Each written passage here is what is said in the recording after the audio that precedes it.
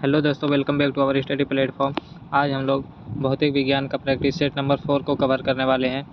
तो अगर आप लोग पिछली वीडियो को नहीं देखें तो पिछली वीडियो को ज़रूर देख लें, और अगर आप लोग चैनल पे नए हो तो चैनल को सब्सक्राइब कर लें और अपने दोस्तों तक शेयर कर दें। तो चलिए, और अगर आपको इसका PDF चाहिए तो टेलीग्राम चैनल को ज्वाइन कर लीजिए, जिसका लिंक डिस्क्रिप्शन में दे दिया गया है। तो वहाँ पर आपको इसका PDF मिल जाएगा। तो जल्दी से टेलीग्राम चैनल को ज्वाइन कर लीजिए। तो चलिए हम लोग शुरू करते हैं अपने क्लास को। तो हमारा पहला क्वेश्चन है फर्मी वह मात्रक है जो व्यक्त करती है। तो फर्मी क्या चीज़ व्यक्त करती है? तो फर्मी जो है वो लंबाई का मात्रक है। तो इसका सही आंसर हो जाएगा ऑप्शन नंबर डी। फर्मी जो है लंबाई का मात्रक है। ऊर्जा का ऐसा मात्रक क्या होता है? तो जूल ऊर्जा का ऐसा मात्रक होता है। अगला क्वेश्चन देखते हैं। तो अगला क्वेश्चन है हमारा प्रकाश वर्ष है। प्रकाश वर्ष क्या है? तो वह दूरी जो प्रकाश के द्वारा एक वर्ष में तय की गई हो उसे प्रकाश वर्ष कहा जाता है। तो ऑप्शन ए इसका करेक्ट आंसर हो जाएगा। अगला क्वेश्चन देखते हैं। अगला है प्रकाश वर्ष मात्रक है। तो प्रकाश वर्ष किसका मात्रक है? तो दूरी का मात्रक है प्रकाश वर्ष। ऑप्शन सी इसका करेक्ट हो जाएगा। प्रकाश वर्ष जो है वो दूरी का मात्रक है। अगला क्वेश्चन है हमारा प्रकाश वर्ष इकाई है। तो वही क्वेश्चन है, प्रकाश वर्ष दूरी की इकाई है। ऑप्शन ए करेक्ट हो जाएगा। अगला है प्रकाश वर्ष होता है। तो प्रकाश वर्ष क्या होता है? तो एक वर्ष में प्रकाश द्वारा तय की जाने वाली दूरी को प्रकाश वर्ष कहते हैं। दोनों क्वेश्चन रिपीट हो गया, आगे देखते हैं। अगला क्वेश्चन है हमारा समय इकाई निम्न में से कौन सी नहीं है? तो समय की इकाई कौन सी नहीं है? तो प्रकाश वर्ष समय की इकाई नहीं है। प्रकाश वर्ष किसकी इकाई है? तो दूरी की इकाई है प्रकाश वर्ष। ये आपको ध्यान रखना है। अगला क्वेश्चन है हमारा। तो अगला क्वेश्चन है भूकंप की तीव्रता का माप किया जाता है। तो भूकंप की तीव्रता को किससे मापते हैं? तो रिक्टर स्केल पर हम लोग मापते हैं भूकंप की तीव्रता को। किस में मापते हैं? रिक्टर स्केल पर। और डेसिबल में क्या मापते हैं? तो डेसिबल में ध्वनि की तीव्रता को मापते हैं। ध्वनि की तीव्रता को। अब पास्कल में हम लोग क्या चीज़ को मापते हैं? तो दाब को पास्कल में, ध्वनि की तीव्रता को डेसिबल में। तो इसका सही आंसर हो जाएगा ऑप्शन नंबर बी, रिक्टर पैमाने पर। अगला क्वेश्चन है निम्न में से कौन सी राशि रिक्टर पैमाने पर मापी जाती है? तो रिक्टर पैमाने पर भूकंप की तीव्रता को मापते हैं। अगला क्वेश्चन पार्सेक किसकी इकाई है? तो पार्सेक भी दूरी की इकाई है।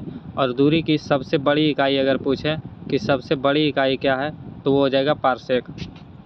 अगला क्वेश्चन है हमारा पार्सेक मात्रक है। तो पार्सेक दूरी का मात्रक है। अगला क्वेश्चन है 1 नैनोमीटर होता है। तो 1 नैनोमीटर किसके बराबर होता है? तो 1 नैनोमीटर 10⁻⁹ मीटर के बराबर होता है। 10⁻⁹ मीटर के बराबर होता है। अगला क्वेश्चन देखते हैं। अगला क्वेश्चन है प्रकाश वर्ष निम्नलिखित की इकाई है। प्रकाश वर्ष दूरी की इकाई है। अगला है प्रकाश वर्ष होता है तो प्रकाश द्वारा एक वर्ष में चली गई दूरी को प्रकाश वर्ष कहते हैं। ये सारा का सारा क्वेश्चन रिपीटेड इसमें डाल दिया गया है। चलिए कोई बात नहीं, देख लेते हैं हम लोग सारा क्वेश्चन, रिवीजन हो जाएगा। प्रकाश वर्ष इकाई है तो प्रकाश वर्ष दूरी की इकाई है। अगला क्वेश्चन है एक पार्सेक तारों संबंधी दूरी मापने का मात्रक बराबर होता है। तो एक पार्सेक बराबर क्या होता है? ये क्वेश्चन पूछा गया। तो एक पार्सेक बराबर 3.25 नहीं 3.26 प्रकाश वर्ष होता है। 3.26 प्रकाश वर्ष इसका करेक्ट हो जाएगा। 25 की जगह 26 होगा। अगला क्वेश्चन है हमारा एक पिकोग्राम किसके बराबर होता है? तो एक पिकोग्राम 10⁻⁻12 ग्राम के बराबर होता है, पिकोग्राम। अगला क्वेश्चन है एक माइक्रोन बराबर होता है। तो एक माइक्रोन बराबर 0.001 होता है। 0.001 mm होता है। तो ऑप्शन के अनुसार ऑप्शन सी इसका करेक्ट हो जाएगा, क्योंकि जब हम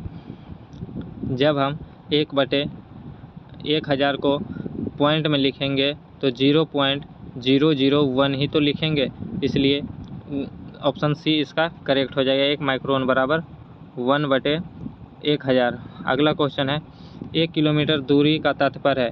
तो 1 किलोमीटर दूरी को हम लोग 1000 मीटर में व्यक्त करते हैं। अगला क्वेश्चन है 1 नैनोमीटर बराबर होता है। तो 1 नैनोमीटर बराबर 10⁻⁹ मीटर, अभी आपको बताएं। अगला क्वेश्चन है लंबाई की सबसे छोटी इकाई क्या है? तो लंबाई की सबसे छोटी इकाई है फर्मी मीटर। क्या है? Fermi metre. अगला क्वेश्चन है कार्य का मात्रक होता है, कार्य का मात्रक जो होता है वो जूल होता है। और डाइन किसका होता है, तो बल का अगर CGS मात्रक पूछे बल का तो डाइन हो जाएगा। वाट किसका होता है, शक्ति का वाट होता है। और न्यूटन जो बल का SI मात्रक, अगर बल का SI मात्रक पूछे तो न्यूटन, और बल का CGS पूछे तो डाइन हो जाएगा।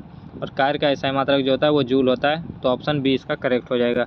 अगला क्वेश्चन, रिक्टर पैमाने मापने के लिए किसका प्रयोग किया जाता है, तो भूकंपीय लहरों का प्रयोग करते हैं हम लोग।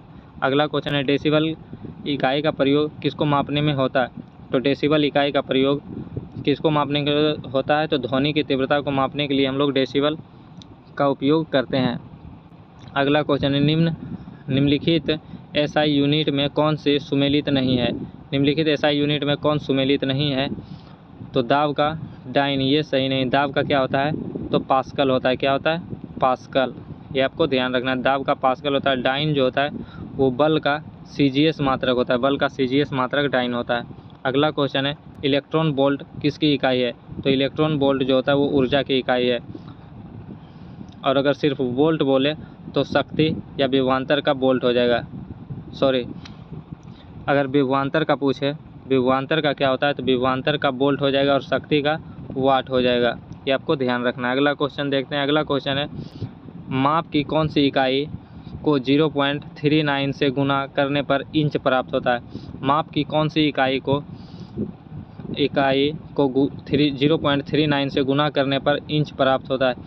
इसको आप लोग VVI करके याद रखेंगे, क्योंकि ये क्वेश्चन आपको बहुत बार परीक्षा में पूछे जा चुके हैं, इसलिए आपको ये क्वेश्चन ध्यान में रखना है कि माप की कौन सी इकाई को 0.39 से गुना करने पर इंच प्राप्त होता है। तो सेंटीमीटर को हम लोग 0.39 से गुना करेंगे तो इंच प्राप्त होगा। अगला क्वेश्चन है हमारा, निम्नलिखित में से कौन सा सदिश राशि है, तो जिसमें परिमाण और दिशा होता है उसे सदिश राशि कहते हैं। तो विस्थापन जो है वो सदिश राशि होगा। अगला क्वेश्चन है, यांत्रिक ऊर्जा का SI मात्रक क्या होता है, तो यांत्रिक ऊर्जा का SI यूनिट जो होता है, यांत्रिक ऊर्जा बोल रहा है तो ऊर्जा का SI यूनिट जो होता है वो जूल होता है, तो इसका भी जूल हो जाएगा।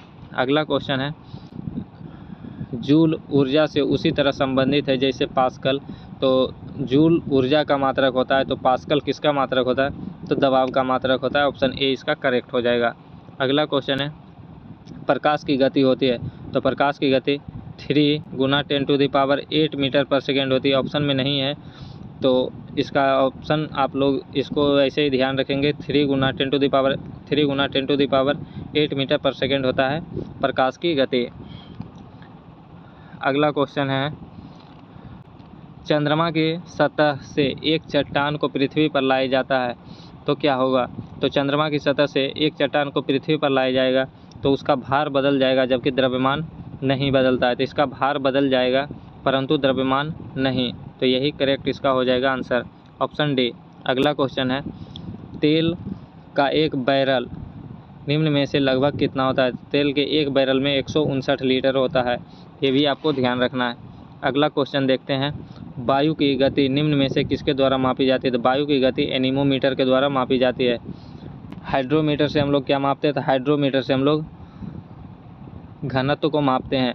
अपेक्षिक घनत्व अगर पूछे, अपेक्षिक घनत्व को किस में मापते हैं, तो हाइड्रोमीटर में, और हाइग्रोमीटर में हम लोग अपेक्षिक आर्द्रता को मापते हैं।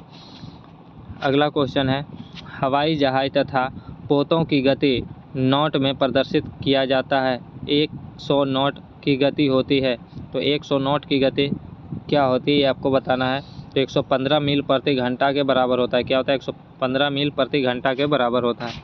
अगला क्वेश्चन है, निम्नलिखित में से कौन सा युग्म सही नहीं है, निम्नलिखित में से कौन सा युग्म सही नहीं है, तो सेल्सियस जो हो जाएगा, उष्मा की इकाई नहीं होती है सेल्सियस, उष्मा की इकाई होती है जूल, तो ये गलत हो जाएगा, ऑप्शन डी करेक्ट हो जाएगा। अगला क्वेश्चन है, 1 किलोवाट घंटा बराबर होता है, तो 1 किलोवाट घंटा किसके बराबर होता है, 3.6 × 10⁶ जूल, 3.6 × 10⁶ जूल के बराबर होता है।